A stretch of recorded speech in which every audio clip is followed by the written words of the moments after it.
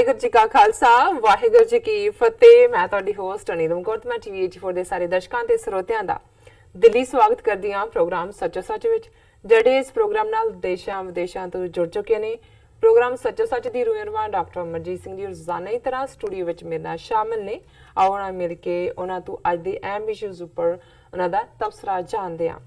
ਜੀ ਡਾਕਟਰ ਸਾਹਿਬ, ਵਾਹਿਗੁਰੂ ਜੀ ਕਾ ਖਾਲਸਾ ਵਾਹਿਗੁਰੂ ਜੀ ਕੀ ਫਤਿਹ।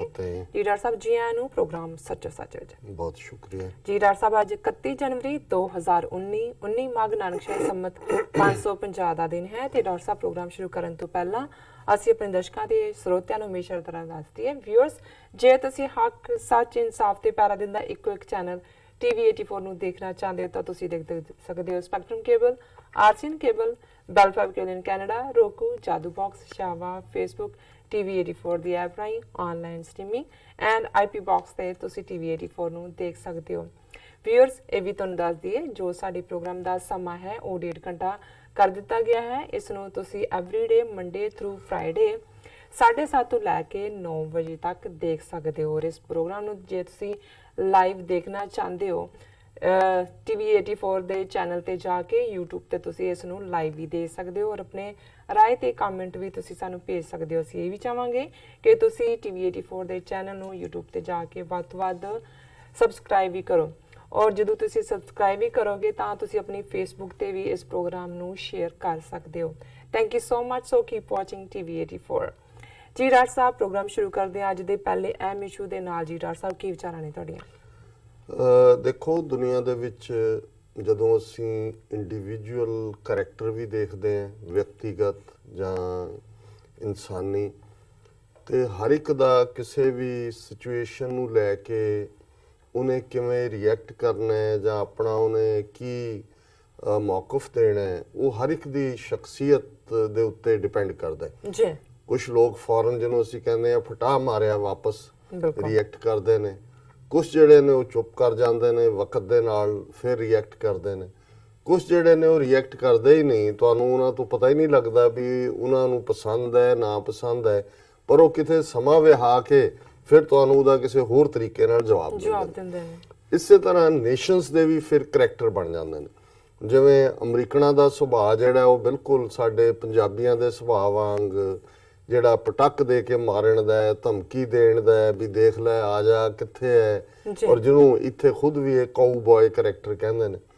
ਬ੍ਰਿਟਿਸ਼ਰਸ ਜਿਹੜੇ ਨੇ ਉਹ ਬਹੁਤ ਮੀਸਣੇ ਕਿਸਮ ਦੇ ਚਲਾਕ ਜਿਹੜੇ ਨੇ, ਕਹਿਣਗੇ ਕੁਛ ਕਰਨਗੇ ਕੁਛ, ਪਰ ਅੰਡਰਸਟੇਟਮੈਂਟ ਦੇਣਗੇ। ਉਹ ਕਦੇ ਵੀ ਜਿਹੜੀ ਹੈ ਉਹ ਖੁੱਲ ਕੇ ਆਪਣਾ ਰਿਐਕਸ਼ਨ ਨਹੀਂ ਦਿੰਦਾ। ਜਦੋਂ ਅਸੀਂ ਚਾਈਨਾ ਦਾ ਕਰੈਕਟਰ ਦੇਖਦੇ ਹਾਂ as a country, as a civilization, so Chinese ਵੀ ਹਮੇਸ਼ਾ ਉਹ ਬਹੁਤੇ ਧਮਕੀਆਂ ਦੇ ਵਿੱਚ ਯਕੀਨ ਨਹੀਂ ਰੱਖਦੇ ਜਾਂ ਬਹੁਤ ਮੁਖਰ ਹੋ ਕੇ ਜਾਂ ਖੁੱਲ ਕੇ ਉਹ ਕੋਈ ਗੱਲ ਨਹੀਂ ਕਹਿੰਦੇ।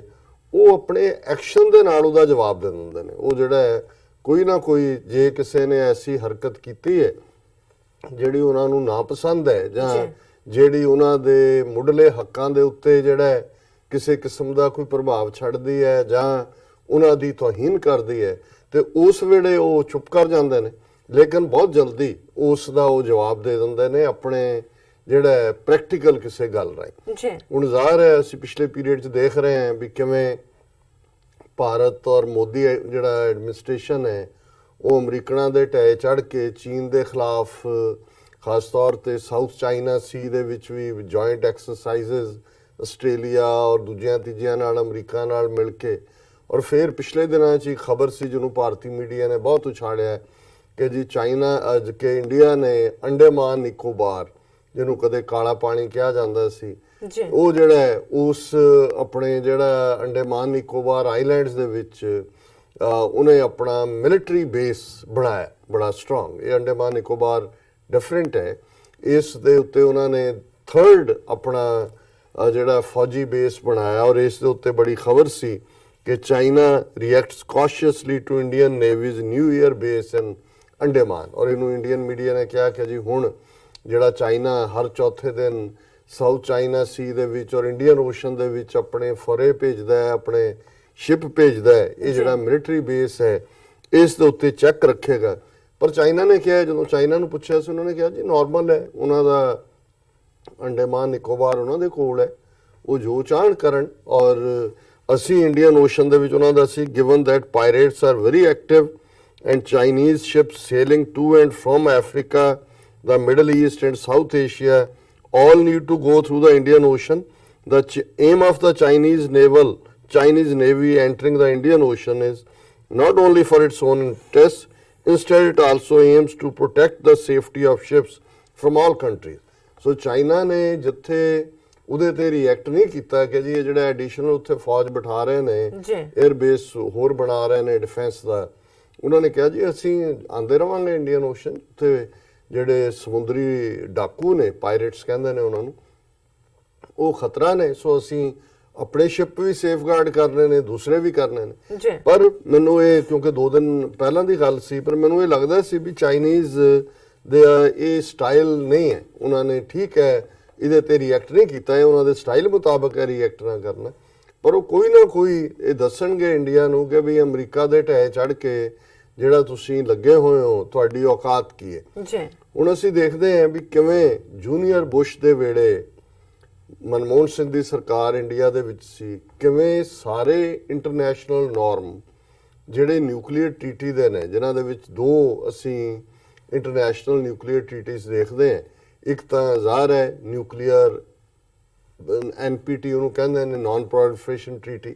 ਹੁਣ ਪ੍ਰੋਲੀਫਰੇਟ ਹੁੰਦਾ ਫੈਲਣਾ, ਨਾਨ ਪ੍ਰੋਲੀਫਰੇਸ਼ਨ ਹੈ ਵੀ ਇਹ ਇੱਕ ਟ੍ਰੀਟੀ ਜਿਹਦੇ ਥੱਲੇ ਜਿਨ੍ਹਾਂ ਦੇ ਕੋਲ ਨਿਊਕਲੀਅਰ ਅਸਾਸੇ ਨੇ, ਨਿਊਕਲੀਅਰ ਅਸੈਟਸ ਨੇ, ਉਹ ਉਹਨੂੰ ਫੈਲਾਣਗੇ ਨਹੀਂ, ਯਾਨੀ ਕਿ ਅੱਗੋਂ ਉਹਨੂੰ ਨਹੀਂ ਵੇਚਣਗੇ ਜਾਂ ਉਹ ਕਿਸੇ ਹੋਰ ਨੂੰ ਨਿਊਕਲੀਅਰ ਡਿਵੈਲਪ ਕਰਨ 'ਚ ਮਦਦ ਨਹੀਂ ਕਰਨਗੇ। ਔਰ ਦੂਸਰੀ ਟ੍ਰੀਟੀ ਜਿਹੜੀ ਵਿਦਨ ਅਮਰੀਕਾ ਪ੍ਰੈਸਲਰ ਅਮੈਂਡਮੈਂਟ ਦੇ ਨਾਲ ਔਰ ਦੂਸਰੇ ਜਿਹੜੀ ਹੈ ਇੱਕ ਐਡੀਸ਼ਨਲ ਰਹੀ ਹੈ, ਔਰ ਇਹ ਵੀ ਇੰਟਰਨੈਸ਼ਨਲੀ ਇਹਦੇ ਤੇ ਇੱਕ ਸਟੇਜ ਦੇ ਉੱਤੇ 170 ਤੋਂ ਜ਼ਿਆਦਾ ਦੇਸ਼ ਜਿਹੜੇ ਨੇ ਉਹ ਸਿਗਨੇਟਰੀ ਰਹੇ, ਉਹ ਹੈ CTBT, ਉਹਨੂੰ ਕਹਿੰਦੇ ਨੇ ਕੰਪਰੈਹੈਂਸਿਵ ਨਿਊਕਲੀਅਰ ਟੈਸਟ ਬੈਨ ਟ੍ਰੀਟੀ। ਕਿਉਂਕਿ ਇਹਨਾਂ ਦੋਨਾਂ ਨੂੰ ਅਸੀਂ ਜਦੋਂ ਮਿਲਾ ਕੇ ਦੇਖਦੇ ਹਾਂ, ਫਿਰ ਜਿਹੜਾ ਦੁਨੀਆ ਦੇ ਵਿੱਚ ਨਿਊਕਲੀਅਰ ਦਾ ਫੈਲਾਅ ਹੈ ਉਹਨੂੰ ਰੋਕਣ ਵੱਲ ਪੇਸ਼ਕਦਮੀ ਹੁੰਦੀ ਹੈ। ਪਹਿਲਾਂ ਤਾਂ ਜਿਵੇਂ ਅਸੀਂ NPT ਦੀ ਗੱਲ ਕੀਤੀ ਕਿ ਭਾਈ ਉਹਨੂੰ ਪ੍ਰੋਲੀਫਰੇਟ ਨਹੀਂ ਕਰਨਾ, ਦੂਸਰਾ ਇਸ ਗੱਲ ਦੇ ਉੱਤੇ ਪਾਬੰਦੀ ਕਿ ਭਵਿੱਖ ਦੇ ਵਿੱਚ ਜਿਹੜਾ ਮੁਲਕ CTBT ਦੇ ਦਸਤਖਤ ਕਰਦਾ ਹੈ ਉਹ ਕੋਈ ਨਿਊਕਲੀਅਰ ਟੈਸਟ ਨਹੀਂ ਕਰੇਗਾ, ਇਸ ਲਈ ਉਹਨੂੰ ਕੰਪਰੈਹੈਂਸਿਵ ਨਿਊਕਲੀਅਰ ਟੈਸਟ ਬੈਨ ਟ੍ਰੀਟੀ ਕਹਿੰਦੇ ਨੇ। ਸੋ ਜ਼ਾਹਰ ਹੈ ਵੀ ਜਿਹੜੇ 5 ਦੁਨੀਆ ਦੇ ਇਹ ਵੱਡੇ ਵੀਟੋ ਵੀਲਡਿੰਗ ਮੈਂਬਰਸ ਨੇ, ਜਿਨ੍ਹਾਂ ਦੇ ਵਿੱਚ ਅਮਰੀਕਾ ਹੈ, ਰੂਸ ਹੈ, ਚੀਨ ਹੈ, ਫਰਾਂਸ ਹੈ, ਇੰਗਲੈਂਡ ਹੈ, ਇਹ ਨਿਊਕਲੀਅਰ ਪਾਵਰਸ ਵੀ ਨੇ, ਇਹ ਸਿਕਿਉਰਿਟੀ ਕਾਉਂਸਲ ਦੇ ਪਰਮਾਨੈਂਟ ਮੈਂਬਰ ਵੀ ਨੇ, ਇਹਨਾਂ ਦੇ ਕੋਲ ਵੀਟੋ ਪਾਵਰ ਵੀ ਹੈ। ਵੀਟੋ ਪਾਵਰ ਦਾ ਮਤਲਬ ਹੈ ਕਿ ਵੀ ਕੋਈ ਵੀ ਰੈਜ਼ੋਲੂਸ਼ਨ ਜਿਹੜਾ UN ਸਿਕਿਉਰਿਟੀ ਕਾਉਂਸਲ ਚਾਹੁੰਦਾ ਹੈ, ਭਾਵੇਂ ਬਾਕੀ ਜੇ 15 ਦੇ 5 ਪਰਮਾਨੈਂਟ ਮੈਂਬਰ ਨੇ, 10 ਰੋਟੇਟਿੰਗ ਮੈਂਬਰ ਹੁੰਦੇ ਨੇ, 15 ਜੇ 14 ਮੈਂਬਰ ਵੀ ਉਹਨੂੰ ਮਨਜ਼ੂਰ ਕਰ ਲੈਣ ਤੇ ਜਿਹੜੇ 5 ਦੇਸ਼ ਨੇ ਜਿਨ੍ਹਾਂ ਦੇ ਕੋਲ ਨਿਊਕਲੀਅਰ ਪਾਵਰ ਵੀ ਹੈ ਔਰ ਉਹ ਉਹਨੂੰ ਵੀਟੋ ਕਰ ਸਕਦੇ ਨੇ ਜੀ ਅਸੀਂ ਨਹੀਂ ਮੰਨਦੇ, ਔਰ ਉਹ ਨਹੀਂ ਮਨਜ਼ੂਰ ਹੋਏਗਾ।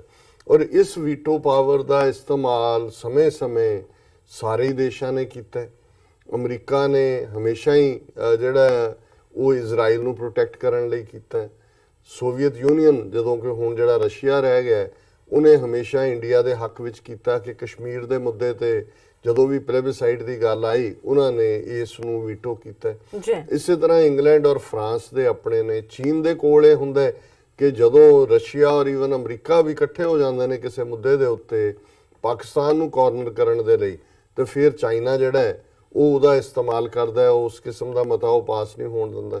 ਸੋ ਕੁੱਲ ਮਿਲਾ ਕੇ ਇੱਕ ਬੈਲੈਂਸਿੰਗ ਗੇਮ ਵੀ ਹੈ। ਤੇ ਜੇ ਇਹਨੂੰ ਸਾਦਾ ਜ਼ਬਾਨ ਦੇ ਵਿੱਚ ਕਹਿਣਾ ਹੋਏ ਕਿ ਇਹ 5 ਦੇਸ਼ ਹੀ ਦੁਨੀਆ ਨੂੰ ਨਚਾਉਂਦੇ ਨੇ, ਬਾਕੀ ਭਾਵੇਂ ਯੂਨਾਈਟਿਡ ਨੇਸ਼ਨਸ ਦਾ 8-10 ਬਿਲੀਅਨ ਡਾਲਰ ਦਾ ਬਜਟ ਹੈ, 193 ਦੇਸ਼ ਮੈਂਬਰ ਨੇ, ਹਿਊਮਨ ਰਾਈਟ ਕਾਉਂਸਲ ਜਨੇਵਾ 'ਚ ਹੈ, ਨਿਊਯਾਰਕ ਦੇ ਵਿੱਚ ਬੜਾ ਵੱਡਾ ਐਡਮਿਨਿਸਟ੍ਰੇਟਿਵ ਢਾਂਚਾ ਹੈ ਇਹਨਾਂ ਦਾ, ਲੇਕਿਨ ਦੁਨੀਆ ਦੇ ਵਿੱਚ ਕੀ ਹੋਏਗਾ, ਕਿਵੇਂ ਹੋਏਗਾ, ਕਦੋਂ ਹੋਏਗਾ, ਇਸ ਨੂੰ ਇਹ 5 ਮੁਲਕ ਹੀ ਡਿਸਾਈਡ ਕਰਦੇ ਨੇ। ਹੁਣ ਭਾਰਤ ਜਿਹਦਾ ਜਿਸ ਬਾਰੇ ਜੇ ਇਹ ਕਹਿਣਾ ਹੋਏ ਕਿ ਵੀ ਉਹ ਤਾਂ ਇਹਨਾਂ ਦੀਆਂ ਹੀ ਜ਼ਬਾਨਾਂ ਦੇ ਵਿੱਚ ਇਹ ਅਖਾਣ ਨੇ ਕਿ ਭਾਈ ਚਾਦਰ ਦੇਖ ਕੇ ਪੈਰ ਪਸਾਰੋ, ਕਿ ਭਾਈ ਜਿੰਨੇ ਜੋਗੇ ਤੁਸੀਂ ਹੈਗੇ ਹੋ ਆਪਣੀ ਔਕਾਤ ਦੇਖੋ।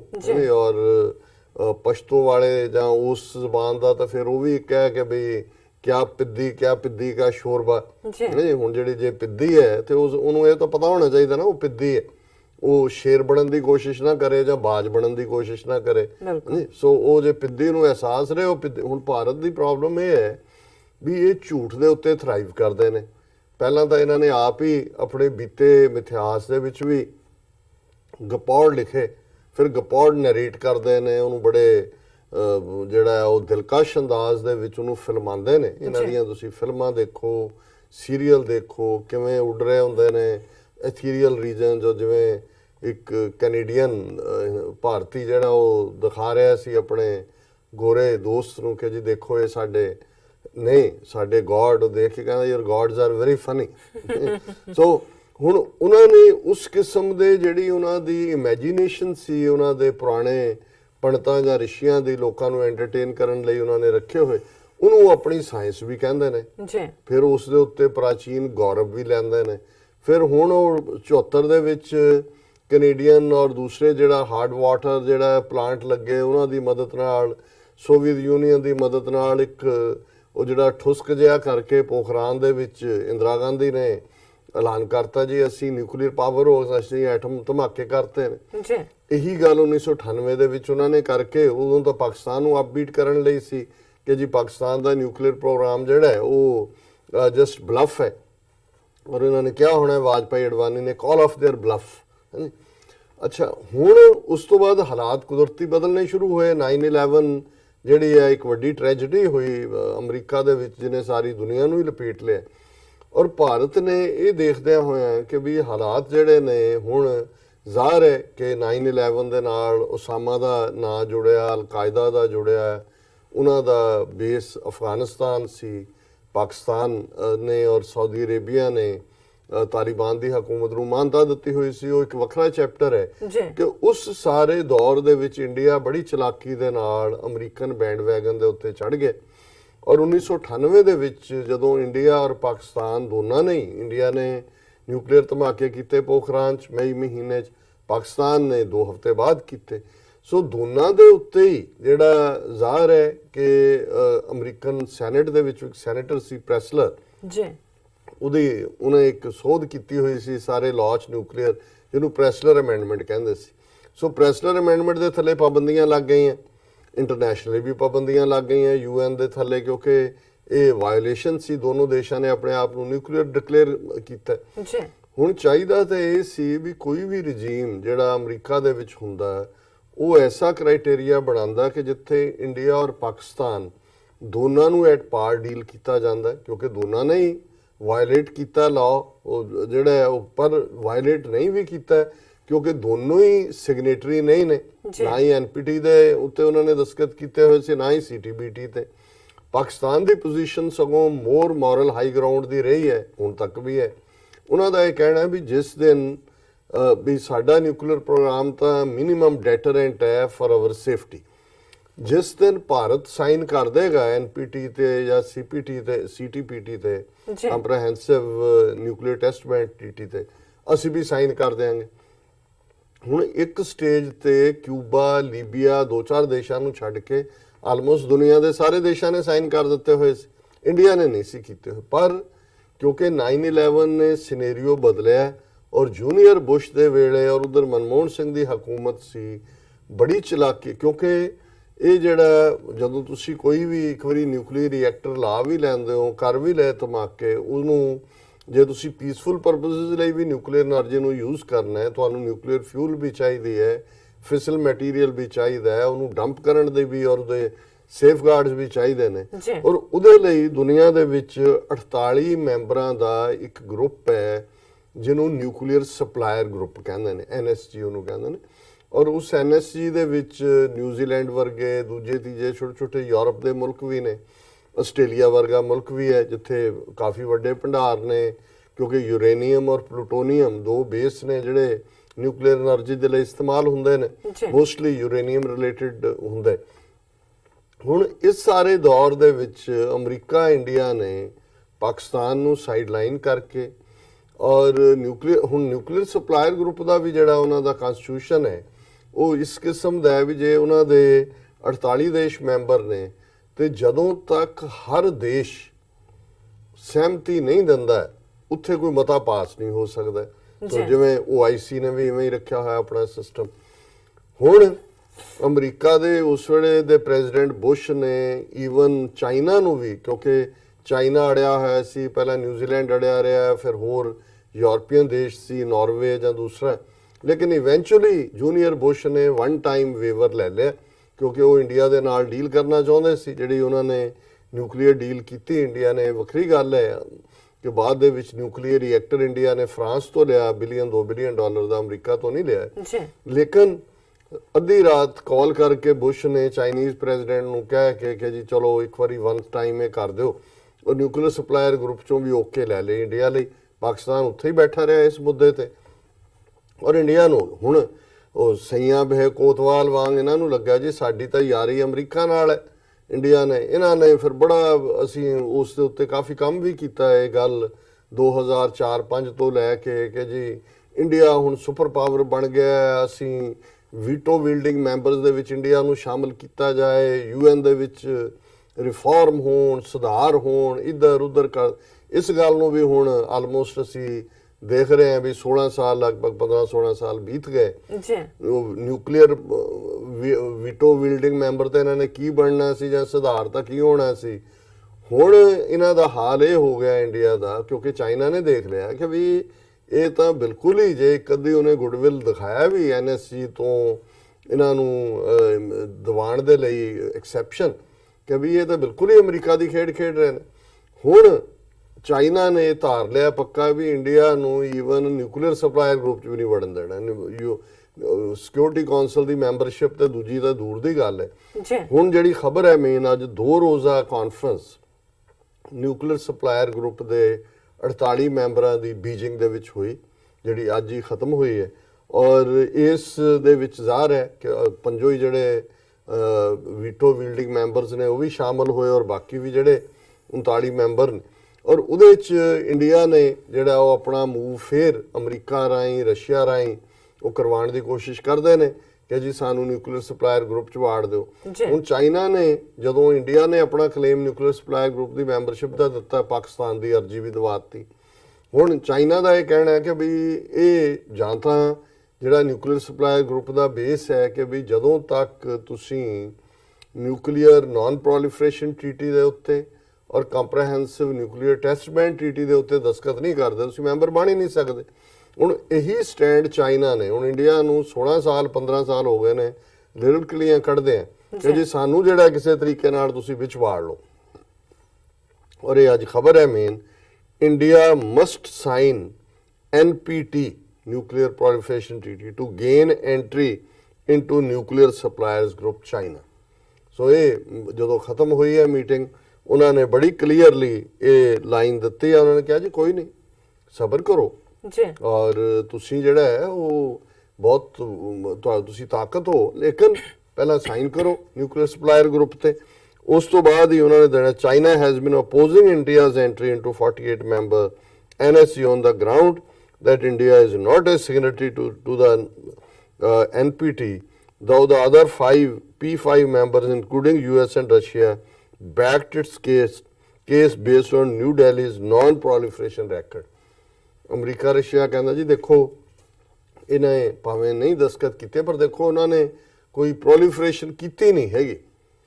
ਈਰਾਨ ਦੇ ਨਾਲ ਜੇ ਕੰਪਨੀਆਂ ਜਿਹੜੀਆਂ ਬੈਨ ਕੀਤੀਆਂ ਨੇ ਇੱਕ ਸਟੇਜ ਦੇ ਉੱਤੇ ਕੁਝ ਸਾਲ ਪਹਿਲਾਂ, ਈਰਾਨ ਨਾਲ ਡੀਲ ਕਰਦੇ ਆ ਜੀ, ਔਰ ਇਹ ਸਾਰਾ ਹੀ ਜਿਹੜਾ ਹੈ ਪਾਕਿਸਤਾਨ ਨੂੰ ਇਹ ਬਲੇਮ ਜੋ ਮਰਜ਼ੀ ਕਰੀ ਜਾਣ, ਫੈਕਟ ਇਹ ਹੈ ਕਿ ਪਾਕਿਸਤਾਨ ਨੇ ਆਪਣੇ ਨਿਊਕਲੀਅਰ ਅਸਾਸੇ ਤਾਂ ਕਿਸੇ ਮੁਲਕ ਨੂੰ ਨਹੀਂ ਦਿੱਤੇ ਹੈ।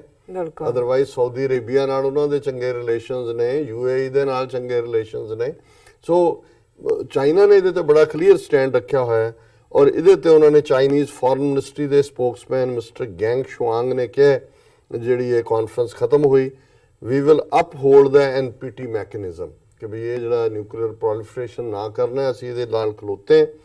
ਵੀ underscore its importance as the cornerstone of international non-proliferation system and also an important component of international security। ਕਿ ਵੀ ਇਹ ਤਾਂ ਜਿਹੜੀ ਕੌਮਾਂਤਰੀ ਸੇਫਟੀ ਹੈ, ਸੁਰੱਖਿਆ ਹੈ, ਉਸ ਦਾ ਇੱਕ ਕਾਰਨਰਸਟੋਨ ਹੈ। ਔਰ ਅਸੀਂ ਇਹ ਪ੍ਰੋਮਿਸ ਕਰਦੇ ਹਾਂ ਵੀ ਇਹਨੂੰ ਅਸੀਂ ਐਨਪੀਟੀ ਨੂੰ ਫੁੱਲੀ ਔਰ ਕੰਪਰੈਹੈਂਸਿਵਲੀ ਜਿਹੜਾ ਹੈ ਉਹ ਕਰਾਂਗੇ ਤਾਂ ਕਿ ਨਿਊਕਲੀਅਰ ਵੈਪਨ ਫ੍ਰੀ ਸੰਸਾਰ ਬਣੇ। ਔਰ ਅਸੀਂ ਇਸ ਦੇ ਲਈ ਜਿਹੜਾ ਹੈ ਸਖਤੀ ਦੇ ਨਾਲ ਇਹ ਜਿਹੜਾ ਇਸ ਦਾ ਕਨਸਟੀਟਿਊਸ਼ਨ ਹੈ ਉਸ ਦੇ ਉੱਤੇ ਅਸੀਂ ਪਹਿਰਾ ਦੇਵਾਂਗੇ। ਪਰ ਨਾਲ ਹੀ ਉਹਨਾਂ ਨੇ ਕਿਹਾ ਜੀ ਕਿ ਇੰਡੀਆ ਦੀ ਐਪਲੀਕੇਸ਼ਨ ਦਾ ਕੀ ਬਣਿਆ, but what you said about India's application to join the NSG there has not been any precedent। ਉਹਨਾਂ ਨੇ ਕਿਹਾ ਜੀ ਪਹਿਲਾਂ ਹੈ ਹੀ ਨਹੀਂ ਪ੍ਰੈਸੀਡੈਂਟ ਜੀ ਕਿ ਜਿਹਨੇ ਸਾਈਨ ਨਹੀਂ ਕੀਤੇ ਐਨਪੀਟੀ ਤੇ ਉਹਨੂੰ ਕਿਵੇਂ ਵਾੜ ਦਈਏ ਐਨਐਸਜੀ ਚ। ਬਿਲਕੁਲ ਇੰਡੀਆ ਨੂੰ ਕਿੱਥੋਂ ਵਾੜ ਦਈਏ ਅਸੀਂ, ਦੱਸੋ ਕਿ ਪਹਿਲਾਂ ਇਹਦਾ ਕੋਈ ਪ੍ਰੈਸੀਡੈਂਟ ਹੈ ਕੋਈ ਇਸ ਦਾ। what we suggested patient negotiations with a mechanism members to solve this problem through consultations। ਕਿ ਵੀ ਉਹਨਾਂ ਨੇ ਕਿਹਾ ਜੀ ਦੇਖੋ ਪਾਕਿਸਤਾਨ ਨੇ ਵੀ ਅਪਲਾਈ ਕੀਤਾ ਹੋਇਆ ਹੈ ਇਸ ਦੇ ਲਈ ਔਰ ਅਸੀਂ 2 ਸਟੈਪ ਅਪਰੋਚ ਕਹਿੰਦੇ ਆ ਇਹਨਾਂ ਸਟੇਟਸ ਨੂੰ। First, need to arrive at a set of principles for the admission of non-NPT states into a group। ਕਿ ਜੀ ਇੱਕ ਬਣਾਓ ਪ੍ਰੋਸੀਜਰ ਬਣਾਓ ਜੀ। ਕੱਲਾ ਇੰਡੀਆ ਕਿਉਂ, ਫਿਰ ਜੇ ਤੁਸੀਂ ਇਹੀ ਰੱਖਣਾ ਹੈ ਵੀ ਜਿਹਨੇ ਨਹੀਂ ਵੀ ਐਨਪੀਟੀ ਦਾ ਕੀਤਾ ਉਹਨੂੰ ਫਿਰ ਤੁਸੀਂ ਇੱਕ ਅਲੱਗ ਗਰੁੱਪ ਬਣਾਓ ਉਹਨਾਂ ਸਟੇਟਸ ਦਾ ਜਿਨ੍ਹਾਂ ਨੇ ਨਹੀਂ ਕੀਤਾ ਹੋਇਆ, ਫਿਰ ਪਾਕਿਸਤਾਨ ਵੀ ਉਹਦਾ ਹਿੱਸਾ ਬਣੇਗਾ। Then move forward discussions of specific issues. So ਜ਼ਾਹਰਾ ਤੌਰ ਦੇ ਉੱਤੇ ਜਿਹਨੂੰ ਕਹਿੰਦੇ ਨੇ ਕਿ ਵੀ ਅੱਜ ਇਹ ਆਲਮੋਸਟ 15-20 ਸਾਲ ਬਾਅਦ ਵੀ ਇੰਡੀਆ ਨੇ ਸੁਪਰ ਪਾਵਰ ਵੀਟੋ ਵੀਲਡਿੰਗ ਪਾਵਰ ਕੀ ਬਣਨਾ ਸੀ। 48 ਮੈਂਬਰਾਂ ਦੇ ਉਸ ਛੋਟੇ ਜਿਹੇ ਗਰੁੱਪ ਦੇ ਵਿੱਚ ਜਿੱਥੇ ਇਨਸਿਗਨੀਫੀਕੈਂਟ ਨਿੱਕੇ ਨਿੱਕੇ ਮੁਲਕ ਵੀ ਬੈਠੇ ਨੇ, ਇਹ ਜਿਹੜਾ ਮਹਾਨ ਭਾਰਤ ਹੈ ਇਹ ਵੜਨ ਨਹੀਂ ਦਿੱਤਾ ਉਹਨਾਂ ਨੇ। ਸੋ ਇਸ ਤੋਂ ਜ਼ਾਹਰ ਹੈ ਕਿ ਜਿਹੜਾ ਇਹ ਬੜੀ ਸਿਆਣੀ ਗੱਲ ਸੀ ਜਦੋਂ ਕ੍ਰਿਸਚੀਅਨਿਟੀ ਦੀ ਵੀ ਗੱਲ ਹੈ। ਵੈਸੇ ਚੰਗੀ ਹੋਏ ਅਮਰੀਕਨ ਬਿਲੀਵ ਕਰਦੇ ਨੇ, ਬਾਈਬਲ ਬਿਲੀਵਰ ਨੇ, ਕ੍ਰਿਸਚੀਅਨਸ ਨੇ, ਇੰਡੀਆ ਨੂੰ ਇਹ ਤਾਂ ਜ਼ਰੂਰ ਸਲਾਹ ਦੇਣ ਕਿ ਦੇਖੋ ਜੀ ਸਾਡੇ ਤਾਂ ਫਾਦਰ ਹੋਲੀ ਫਾਦਰ ਜੀਸਸ ਕ੍ਰਾਈਸਟ ਦਾ ਵੀ ਕਹਿਣਾ ਹੈ ਕਿ ਲਵ ਥਾਈ ਨੇਬਰ, ਕਿ ਆਪਣੇ ਗੁਆਂਢੀ ਨੂੰ ਪਿਆਰ ਕਰੋ। ਔਰ ਘੱਟੋ ਘੱਟ ਇਹ ਇੰਡੀਆ ਦੇ ਕੰਨ ਦੇ ਵਿੱਚ ਇਹ ਮੰਤਰ ਪੜ੍ਹ ਦੇਣ ਕਿ ਵੀ ਚਾਈਨਾ ਹੈ ਉਹਨਾਂ ਨਾਲ ਬਣਾ ਕੇ ਰੱਖੋ। ਜੇ ਤੁਸੀਂ ਸਮਝੋਗੇ ਕਿ ਭਾਈ ਇਹ ਸਾਡਾ ਸੱਚਮੁੱਚ ਦਾ ਗਵਾਂਢ ਹੈ, ਪਾਕਿਸਤਾਨ ਹੈ ਤੁਹਾਡਾ ਗਵਾਂਢੀ ਹੈ, ਉਹਨਾਂ ਨਾਲ ਬਣਾ ਕੇ ਰੱਖੋ।